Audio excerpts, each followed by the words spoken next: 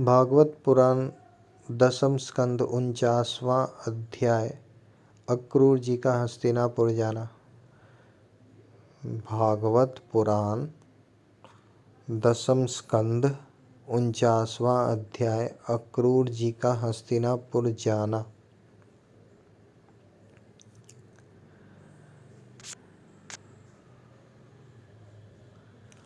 श्री सुखदेव जी कहते हैं, परीक्षित, भगवान के आज्ञा अनुसार अक्रूर जी हस्तिनापुर गए।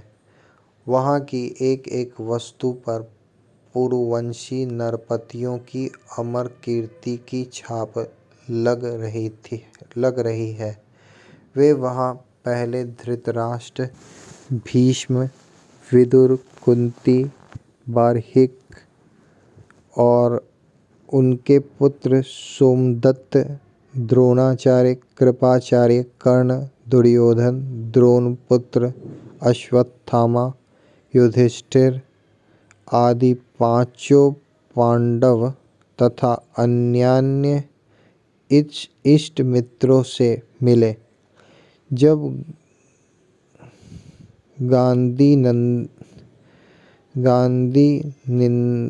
गांधिनी नंदन अक्रूर जी सब इष्ट मित्रों और संबंधियों से भली भांति मिल चुके, तब उनसे उन लोगों ने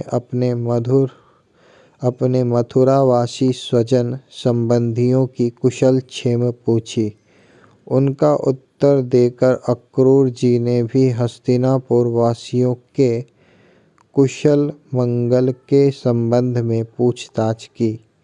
परीक्षित, अक्रूर जी यह जानने के लिए कि धृतराष्ट्र पांडवों के साथ कैसा व्यवहार करते हैं, कुछ महीनों तक वहीं रहे। सच पूछो तो धृतराष्ट्र में अपने दुष्ट पुत्रों की इच्छा के विपरीत कुछ भी करने का साहस न था। वे शकुनी आदि दुष्टों की सलाह के अनुसार ही काम करते थे। अक्रूर जी को कुंती और विदुर ने यह बतलाया कि धृतराष्ट्र के लड़के दुर्योधन आदि पांडवों के प्रभाव, शस्त्र कौशल, बल और वीरता तथा विनय आदि सद्गुण देखकर उनसे जलते रहते हैं। जब वे यह देखते हैं कि प्रजा पांडवों से ही विशेष प्रेम रखती है, तब तो वे और भी चिढ़ जाते हैं और पांडवों का अनिष्ट करने पर उतारू हो जाते हैं। अब तक दुर्योधन आदि धृतराष्ट्र के पुत्रों ने पांडवों पर कई बार विषदान आदि बहुत से अत्याचार किए हैं और आगे भी बहुत कुछ करना चाहते हैं। जब अक्रूर जी कुंती के घर आए, तब वह अपने भाई के पास जा बैठी। अक्रूर जी को देखकर कुंती के मन में अपने मायके की स्मृति जग गई और नेत्रों में आंसू भर आए। उन्होंने कहा, प्यारे भाई, क्या कभी मेरे माँ बाप, भाई बहन, भतीजे, कुल की स्त्रियाँ और सखी सहेलियाँ मेरी याद करती है? मैंने सुना है कि हमारे भतीजे भगवान श्री कृष्ण और कमल नयन बलराम बड़े ही भक्त वत्सल और शरणागत रक्षक हैं। क्या वे कभी अपने इन फुफेरे भाइयों को भी याद करते हैं? मैं शत्रुओं के बीच घिरकर शोकाकुल हो रही हूँ।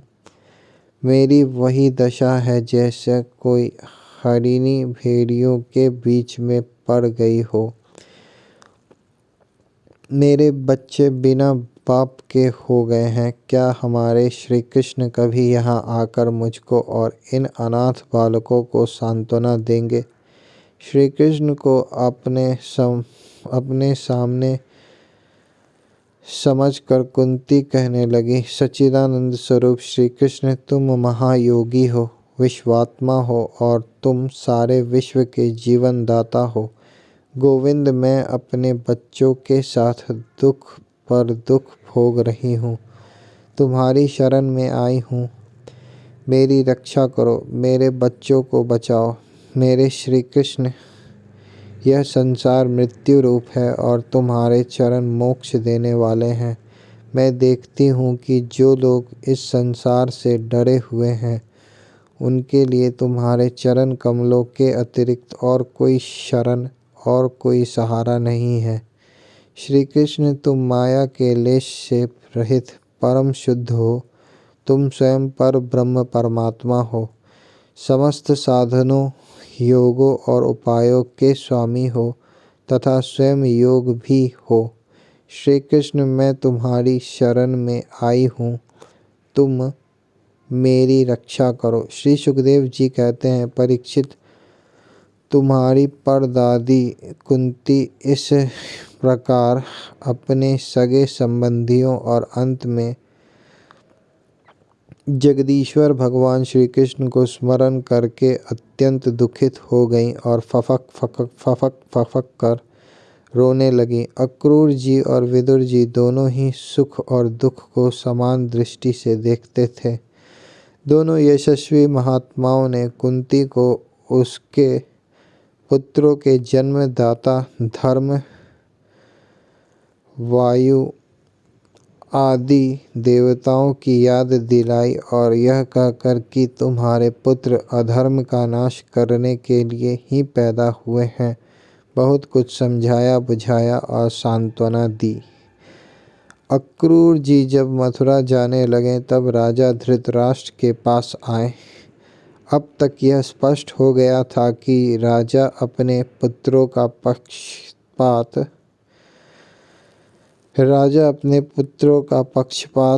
करते हैं और भतीजों के साथ अपने पुत्रों का सा बर्ताव नहीं करते।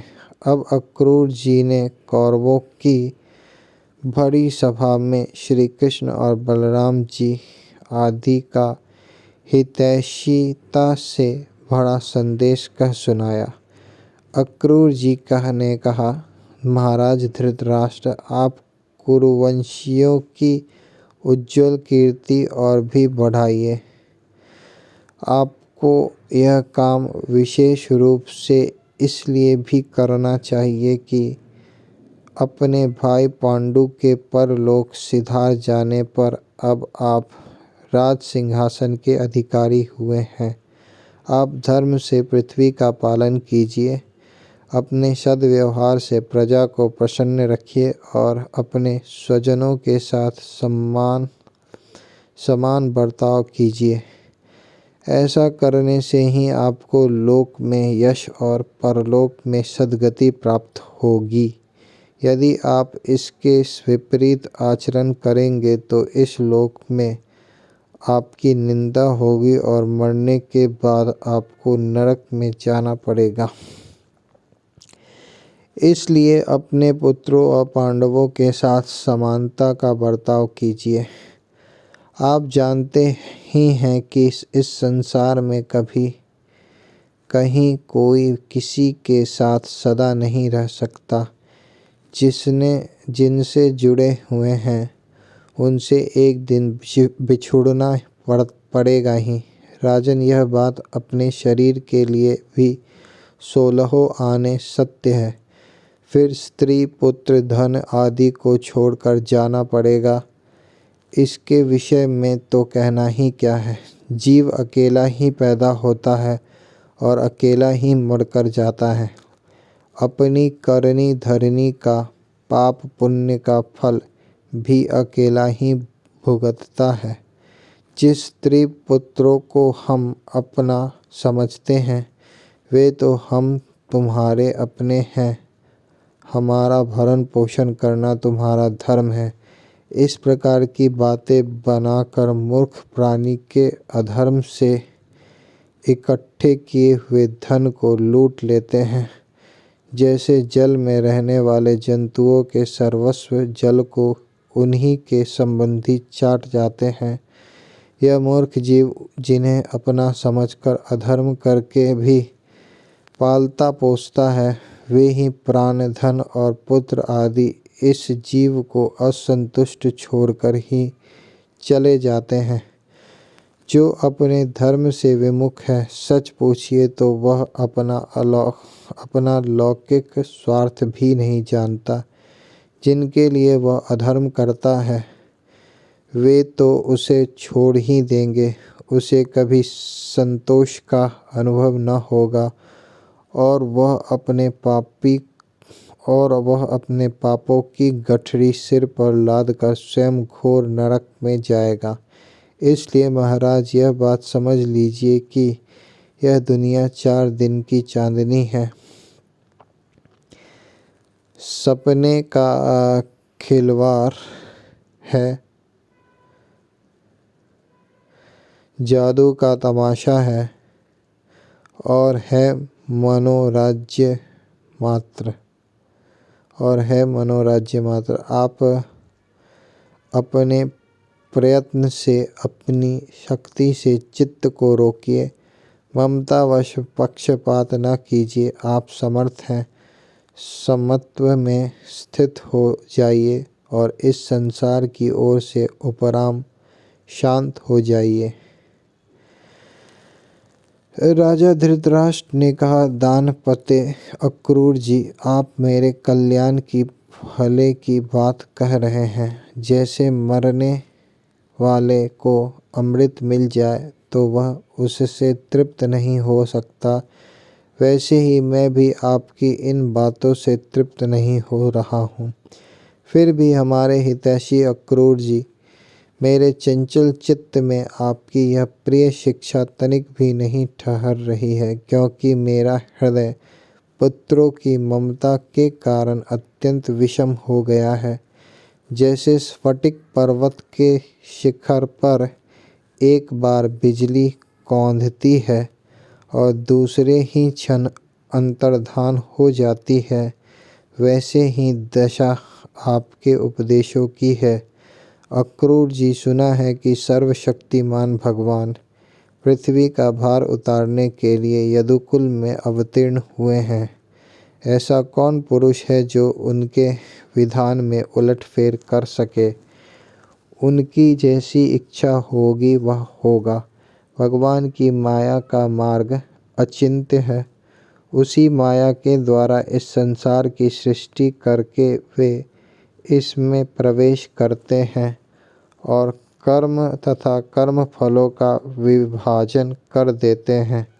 इस संसार चक्र की बेरोक टोक चाल में उनकी अचिंत्य लीला शक्ति के अतिरिक्त और कोई कारण नहीं है। मैं उन्हीं परम ऐश्वर्य शक्तिशाली प्रभु को नमस्कार करता हूँ। श्री सुखदेव जी कहते हैं, इस प्रकार अक्रूर जी महाराज धृतराष्ट्र का अभिप्राय जानकर और कुरुवंशी स्वजन संबंधियों से प्रेम पूर्वक अनुमति लेकर मथुरा लौट आए। परीक्षित, उन्होंने वहां भगवान श्री कृष्ण और बलराम जी के सामने धृतराष्ट्र का वह सारा व्यवहार बर्ताव जो वे पांडवों के साथ करते थे कह सुनाया, क्योंकि उनको हस्तिनापुर भेजने का वास्तव में उद्देश्य भी यही था। इति 10म स्कंद पूर्वार्ध समाप्त। हरि ओम तत्सत। इति 10म स्कंद पूर्वार्ध समाप्त। हरि ओम तत्सत।